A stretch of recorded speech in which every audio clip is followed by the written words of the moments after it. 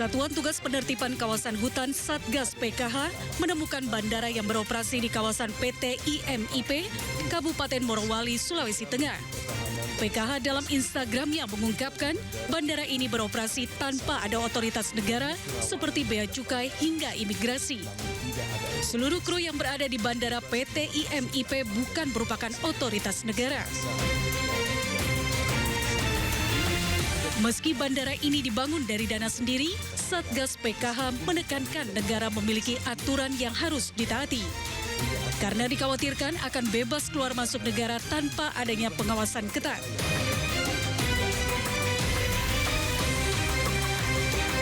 Dugaan adanya bandara tanpa otoritas negara diungkap Menteri Pertahanan Syafri Samsudin saat melakukan peninjauan intensif di Morowali, Sulawesi Tengah dalam rangka simulasi pertahanan terintegrasi TNI. Bandara yang tidak memiliki perangkat negara yang bertugas di dalam bandara tersebut. Ini merupakan hal yang anomali di dalam negara Kesatuan Republik Indonesia yang kita harus menegakkan regulasi, tapi ternyata masih terdapat celah-celah yang merupakan kerawanan terhadap kedaulatan ekonomi, bahkan juga bisa berpengaruh kepada stabilitas nasional. Sementara itu, Bandara Indonesia Morowali Industrial Park atau IMIP tercatat dalam situs Kementerian Perhubungan Republik Indonesia, Direktorat Perhubungan Udara. Bandara IMIP dikelola oleh pihak swasta. Bandara ini berlokasi di Desa Fatuvia, Kecamatan Bahodopi, Morowali, Sulawesi Tengah. Kita bahas lebih dalam malam ini, pemirsa. Sudah bergabung bersama kami Ketua Asosiasi Pengguna Jasa Penerbangan Indonesia APJAPI, Alvin Lee. Baik, kita langsung saja, Pak Alvin. Dari perspektif regulasi internasional dan nasional, apakah mungkin sebuah bandara itu beroperasi tanpa airnav, tanpa otoritas, tanpa notam begitu? Nah, pertama tidak mungkin, Mas. Pertama karena bandara ini kan hanya menyediakan fasilitas untuk pendaratan, tinggal landas, dan parkir di sana. Berarti pesawat-pesawat yang akan datang ke sana, yang berangkat dari sana, itu pasti juga harus melakukan penerbangan, membutuhkan pelayanan navigasi, dan ada bandara asal atau bandara tujuannya. Kalau tidak ada izin-izin, ini tidak mungkin terselenggara penerbangannya itu. Dan juga pihak asuransi pasti juga tidak mau menanggung pesawatnya, awak pesawatnya maupun penumpang-penumpangnya. Bandar Udara IMIP Morowali ini adalah bandara resmi, sudah mendapatkan sertifikat kelaikan dari Kementerian Perhubungan, terdaftar juga, dan tentunya sudah dipublikasikan secara internasional karena bandara yang dioperasikan itu harus diumumkan secara internasional, arah runway-nya, panjang runway, lebar runway, kemudian runway direction, jam operasi, dan sebagainya. Di Indonesia, bandara ini dimasukkan dalam dua kategori. Pertama adalah bandara umum, dan dua adalah bandara khusus. Bandara khusus ini tidak melayani kepentingan umum, hanya melayani penerbangan-penerbangan yang dioperasikan oleh pemilik bandara atau penerbangan yang tidak berjadwal dioperasikan oleh pihak lain yang mempunyai perjanjian dengan pengelola bandara. Walaupun demikian, pesawat negara dalam hal ini misalnya pesawat TNI, pesawat Polri, kementerian, kemudian misalnya pesawat presiden pun mau mendarat di sana, itu tidak perlu izin dari pengelola bandara karena itu adalah untuk kepentingan negara. Jadi secara legalitas bandara IMIP ini adalah bandara legal, statusnya adalah bandara khusus, dan hingga saat ini masih sebagai bandara domestik yang hanya melayani penerbangan dalam negeri. Dengan demikian, belum diperlukan adanya pelayanan imigrasi, pabean atau bea cukai maupun karantina. Karena kita kalau terbang misalnya dari Jakarta, kita ke Bengkulu, Bandara Fatmawati Soekarno yang tidak melayani penerbangan internasional. Itu kan juga tidak perlu pelayanan imigrasi di sana, tidak perlu pelayanan bea cukai, tidak perlu pelayanan karantina. Begitu, Mas. Jadi ini Anda yakin sebab Menhan yang bilang. Jadi ini ada sesuatu seperti wah ini ada negara dalam negara, ini tidak boleh ada seperti ini. Ini sebab tidak ada otoritas bandaranya di situ. Iya. Saya khawatir Menhan mendapatkan informasi yang belum lengkap. Ya, memang bandara IMIP ini sedang proses menuju bandara internasional dan punya waktu 6 bulan sejak bulan Agustus hingga bulan Februari nanti untuk melengkapi berbagai persyaratannya, termasuk untuk ini fasilitas keimigrasian, fasilitas bea cukai, kemudian fasilitas FAL. Ya, FAL itu adalah facilitation. Untuk bandara internasional itu ada syarat-syaratnya, misalnya harus tersedia rumah sakit, harus tersedia pemadam kebakaran, yang semuanya itu harus disiapkan dalam 6 bulan. Sebelum itu semuanya memenuhi syarat, bandara tersebut statusnya masih bandara domestik. Jadi belum menjadi bandara internasional walaupun sedang proses menuju ke sana. Demikian. Baik, jadi dengan demikian seharusnya yang disebut dengan airnav begitu ya, itu semuanya ada di situ ya. Artinya dioperasikan, ada notamnya juga begitu. Semua berjalan sesuai prosedur menurut Anda ya? Begini, airnav itu melayani semua pesawat yang terbang di wilayah udara Indonesia. Kalau ada pesawat asing yang masuk ke wilayah udara Indonesia tanpa perizinan, tidak akan dilayani oleh airnav. Nah, untuk mendapatkan pesawat dari luar negeri untuk masuk ke Indonesia, ini harus mendapatkan perizinan khusus, yaitu mendapatkan flight clearance. Flight clearance ini terdiri dari security clearance dari Mabes TNI atau Kementerian Perhubungan, Kementerian Pertahanan, diplomatic clearance dari Kementerian Luar Negeri. Baru setelah itu, setelah ada clearance dari kedua instansi tersebut, Kementerian Perhubungan menerbitkan flight approval. Nah, dengan adanya flight approval itu baru bisa pesawat dari luar negeri masuk ke Indonesia. Tanpa itu, begitu melanggar batas wilayah Indonesia saja, pasti sudah disergap oleh pesawat TNI. Dipaksa keluar atau dipaksa turun. Jadi tidak mungkin bisa masuk ke Indonesia. Baik. Tanpa flight approval itu pun tidak akan mendapatkan pelayanan dari airnav. Demikian, Mas. Ya baik. Nah, memang begini, saya belum pernah ke sana. Tapi dari gambar yang kita lihat, dari gambar yang juga kami dapatkan, dan mungkin Anda pernah ke sana barangkali Pak Alvin ya? Belum, saya juga belum pernah. Belum pernah, oke baik. Tapi di gambar ini, memang ini yang terbang di situ pesawatnya banyak private jet begitu. Banyak yang mendarat di sana private jet, yang kita juga nggak tahu itu private jetnya dari mana. Dan ada juga penerbangan luar yang ada di dalam, beroperasi di dalam negeri begitu. Sehingga gambarannya adalah, wah ini ada asing nih main masuk aja ke wilayah Indonesia, mendarat di Morowali begitu. Jadi kan ada kecurigaan seperti itu. Nah, seperti kita lihat di gambar ini. Ini kan private jet yang kita bahkan jarang lihat ada di Bandara Soekarno-Hatta begitu. Tanggapan Anda bagaimana? Ya, yang pertama kita harus tahu bahwa di Morowali ada 2 bandara. Satu bandara Morowali yaitu bandara umum, dan satu lagi bandara IMIP yang merupakan bandara khusus. Nah, kita lihat dulu apakah pesawat tadi ada AirAsia apakah itu di bandara umum atau di bandara khususnya. Kalau bandara khusus mungkin di charter.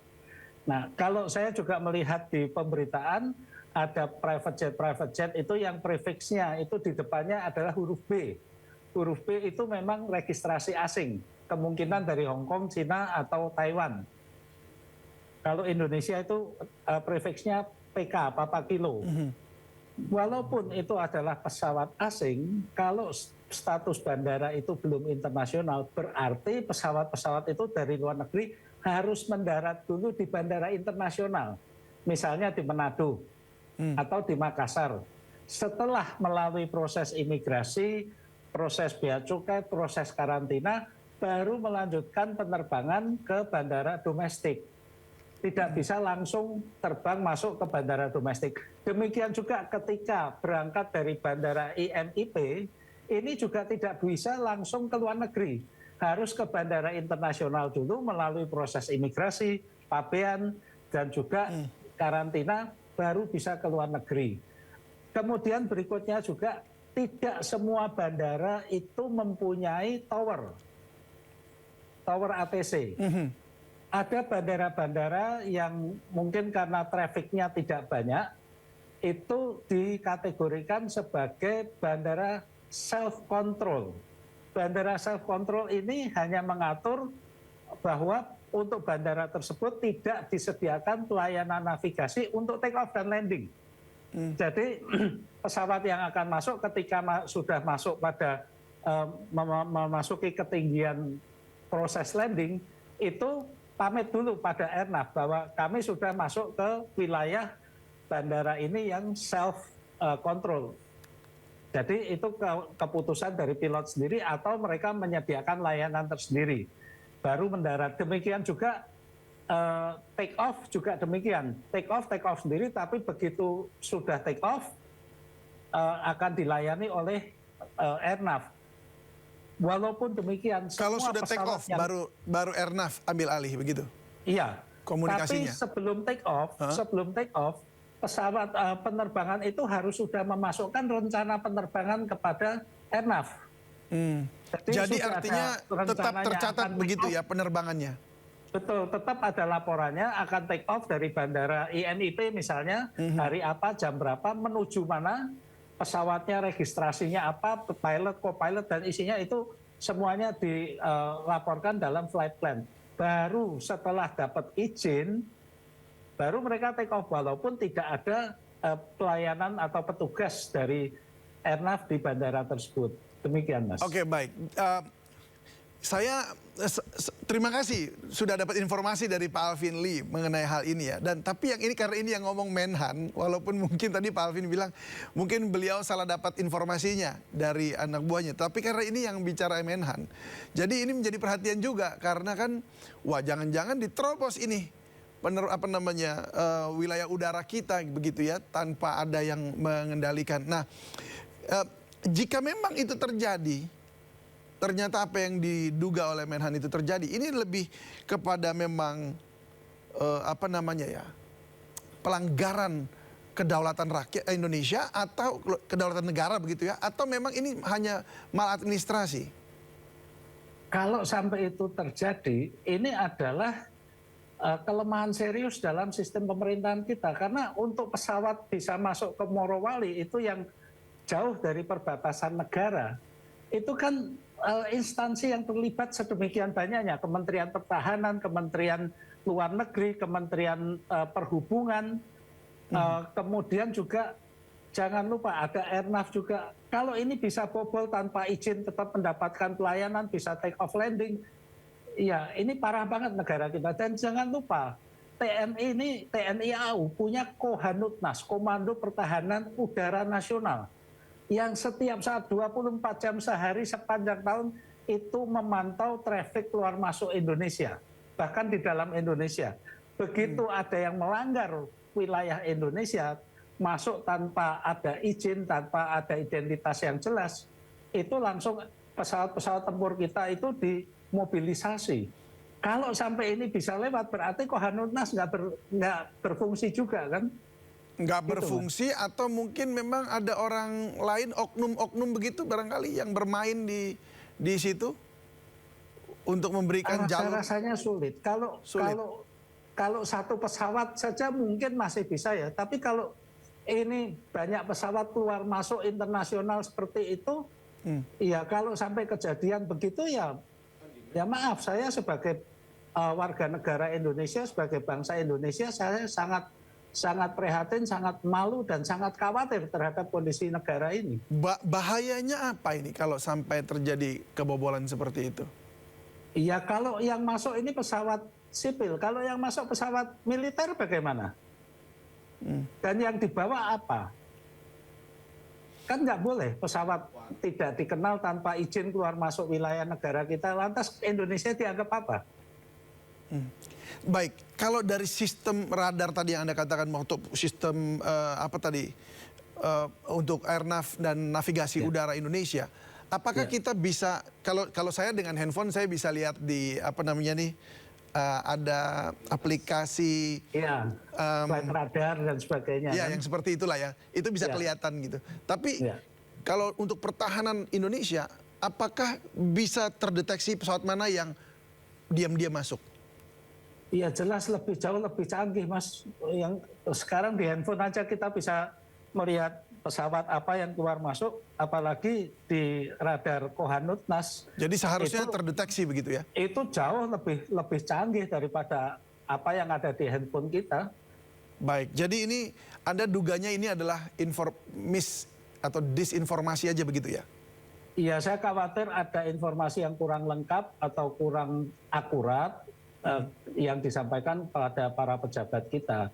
Jadi yang jelas bandara tersebut adalah bandara legal, dan ketika Menhan ke sana kan juga dilakukan latihan latihan militer juga menggunakan fasilitas bandara itu.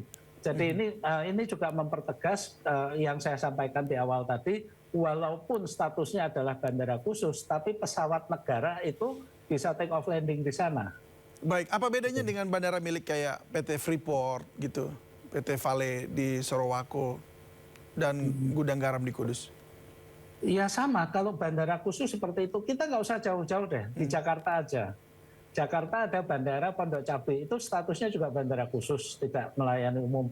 Ada bandara Budiarto di Curug, itu juga statusnya bandara khusus. Jadi banyak bandara khusus di Indonesia ini yang karena kebutuhan pemilik bandara itu ada, tapi tidak melayani penerbangan reguler, tidak melayani penerbangan umum, gitu Mas. Oke, dan itu pun sudah pasti dengan izin khusus dari pemerintah begitu. Seharusnya sudah diketahui betul ya semua pasti, operasinya. Tadi kan juga ditampilkan bahwa di websitenya Kemenhub juga tercantum data dari Bandara IMIP Morowali ini kan, dan statusnya masih bandara domestik walaupun sudah dalam proses menuju bandara internasional. Baik, sementara itu kalau di Indonesia apakah ada seperti gray airstrip begitu? Gray airstrip, kalau di Indonesia black and white aja Mas, ada resmi. Kalau yang bandara nggak resmi, nggak bisa didarati untuk pesawat besar ya. Ada sih airstrip kecil misalnya di Papua, itu yang hanya bisa didarati pesawat kecil banget, dan itu pun juga terdaftar di Kemenhub karena mengangkut penumpang. Jadi harusnya nggak lolos ya, apapun wilayahnya di seluruh Indonesia ini. Saya sangat yakin terhadap daya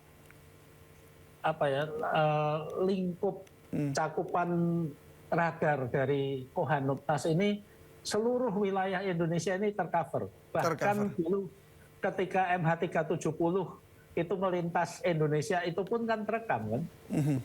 Baik, jadi seharusnya kalau memang benar yang disampaikan Pak Alvin Lee ini ya seharusnya baik-baik saja dan aman-aman saja ya. Tapi nanti kita juga akan dengarkan lagi apa kata Menhan mungkin setelah beliau memberi konfirmasi ulang barangkali seperti itu. Baik, terima kasih Pak Alvin Lee, Ketua Asosiasi Pengguna Jasa Penerbangan Indonesia APJAPI sudah berbagi bersama